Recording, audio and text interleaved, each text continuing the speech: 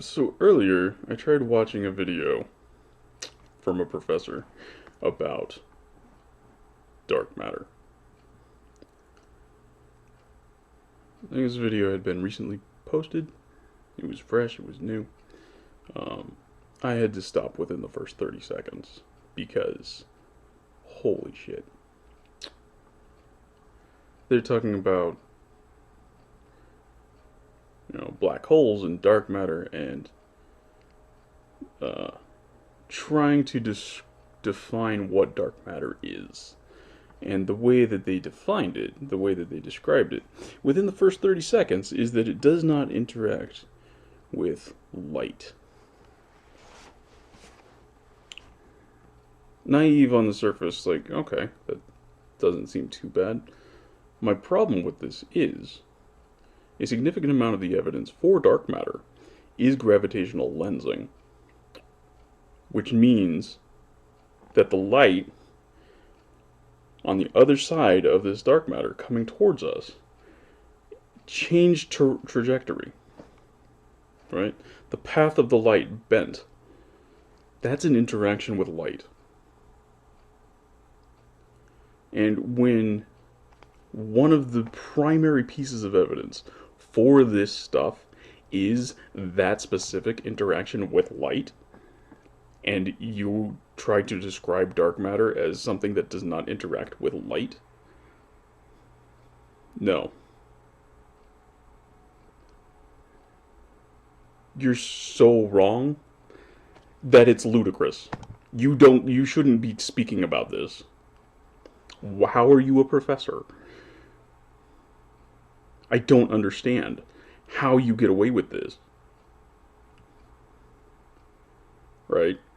I mean, it's similar, at least in my mind, and sure, I might be wrong about this, but like how a CRT tube works, right?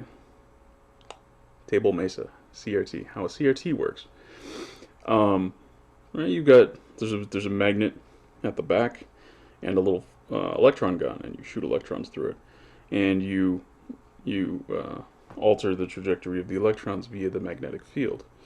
There is no transfer of photons between the electron and the magnet, right?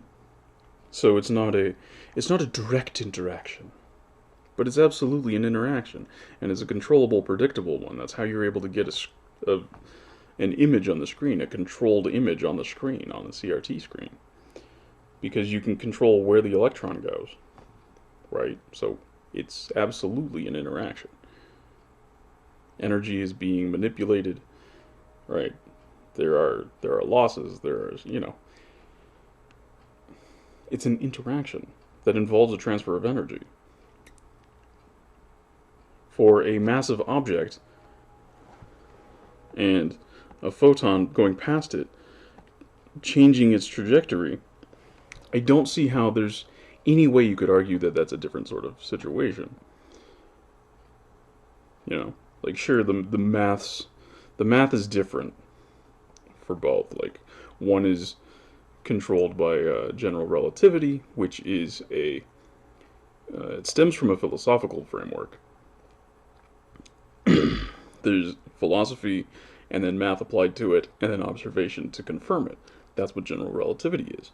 Whereas the other thing, it's what's Maxwell's equations. So there's a little bit of philosophy in there, but then there's also quantum mechanics happening and stuff like that. So quantum mechanics, that's not so much happening with the CRT thing, but it is a little bit. It's whatever. It's fuzzy. It's in that ballpark. Um, but just say we were talking about a full quantum system. There is no philosophy behind that. That is purely based on observation and um, noting that this particular set of equations works really well for predicting stuff. There's no philosophy behind it. Like, since its inception, there's been basically, however many people there are that know about how to quantum mechanics and how to do it, there's that many interpretations of what the hell it means, of what the hell is happening. There is no philosophy underpinning quantum mechanics. And this is a fundamental problem when talking about gravity. So when you're talking about dark matter, which really, as far as anybody can tell, interacts only or primarily, vastly, the vast majority of its interaction is occurring via gravitation. You need to be careful. You need to be very, very careful to not be too cocky about bringing in ideas from quantum mechanics and other how other things are treated, because the math for those other things doesn't, it's not written in the same language. It's not commensurate in any way with the way that general relativity is written. It's just fundamentally different. So you need to be extremely careful and not cocky about this. The problem is this person was very cocky about this. That's where I take issue. That's where I have a problem.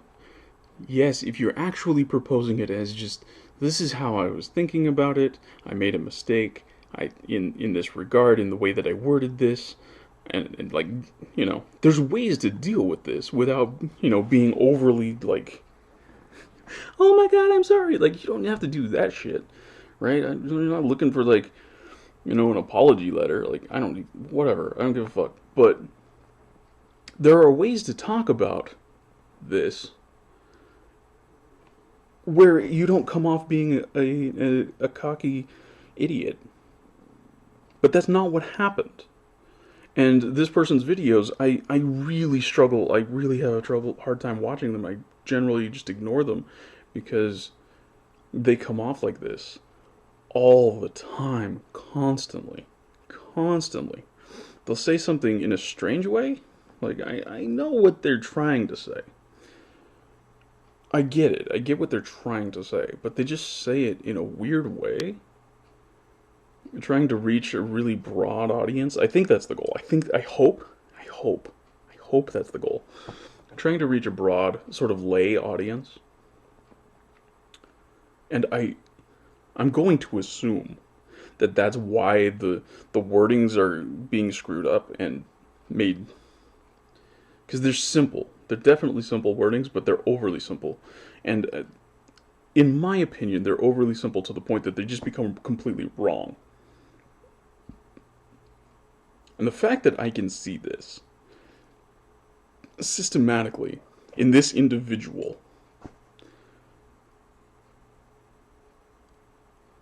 it's not all professors, not all physics professors, not all physicists, not all physicists working in this field do I have this problem with.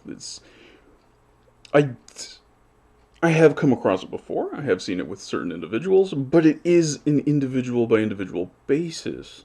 So I think it is, it's not necessarily, the problem isn't with me, I don't think. I think it's based on what I'm seeing. The problem is in how they're talking about it, and very possibly how they're even thinking about it. Right, so, and I mentioned, okay, so you said in the first 30 seconds that dark matter doesn't interact with light. But here's here's the problem. One of the observational pieces of evidence for dark matter is gravitational lensing, which is an interaction between dark matter and light. And they responded saying, I meant direct interaction. Okay, but you didn't say that. You didn't say that. That's not what you said. So now you're changing your words. This is some hand wavy like, oh no, I wasn't wrong. Like, this is what I have a problem with. This, like everything that this person does is just to excuse mistakes that they made, or failures to be sufficiently clear, something like that. Like, I don't know. They're hopefully really good at their actual job and just terrible at actually expressing it. But my concern is, my concern is if you're approaching the public this way, saying it in these weird ways that can at least be easily interpreted the wrong way. Is that doing a service to anybody? Is this actually worthwhile for anybody? Are you actually helping? Or are you just making it worse? Are you actually conveying wrong information to people because you're saying it weird? Like, yeah, in your head, you can justify it and say, "Oh no, I didn't say the wrong thing." But if people are interpreting it the wrong way, then you kind of did. You don't get to control the meaning of the things that you say after you say them. You don't get to control how people understand your words. That's not a thing that you get to do. That's not how the world works. You say something, somebody hears it, and with their brain that is different from yours, they interpret it.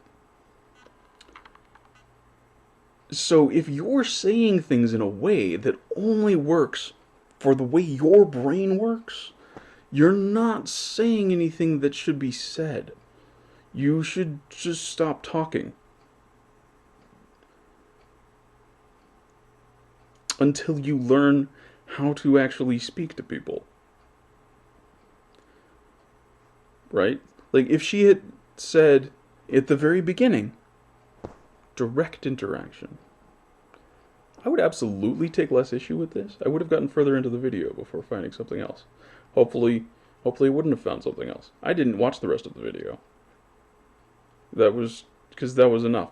And and I've seen enough of this person's videos to know that, yeah, that's about the right ratio. About every 30 seconds I find something that's just and really the rest of it is borderline anyway. I don't get value out of it. And they rarely talk about like new information, new material, new research, at least in a way that's informative. Like, I'll just go find the paper. I'll just go find the paper and read the paper. There's a lot less bias. There's a lot less bullshit coming out of some weird dumbed down like filter that doesn't make any sense. But no, so dark matter interacts with light. It's a thing that's real. It's like a magnet changing the path of an electron in a CRT, right? It's exactly the same sort of thing. Even if the math for it is incommensurate, it's the same sort of thing. It's an interaction. The fact that there's a mass there means that the light moved. And the fact that we observe the light moved means that there's a mass there. It's a predictable, systematic interaction. And you're basing conclusions. You're forming conclusions on this. That there is a mass here that light can travel through. Right? And that's what they meant, and I understand that absolutely, that unlike, what I'm made out of, where the light bounces off of me or interacts with me in some way, gives me skin cancer, or whatever. With dark matter, it doesn't do that. It just passes right through it. I understand that was the intended meaning, but that isn't what the words that were said actually mean. So that's where the problem lies. Anyway.